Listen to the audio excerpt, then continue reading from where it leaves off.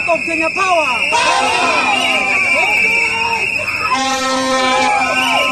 These teachers are not going back to school. Yes. As the government, you can see in the TSC, we are out on the day that you were said we are going to go back to school on 6th.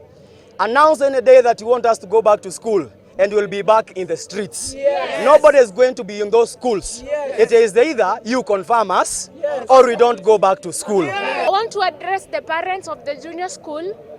We want to bring to your attention that until the interns are compensated and confirmed, your kids be taught by the MPs na ulimwengu. We have the budgetary allocation on June.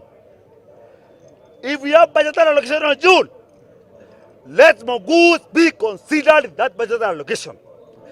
Let Mogus be compensated.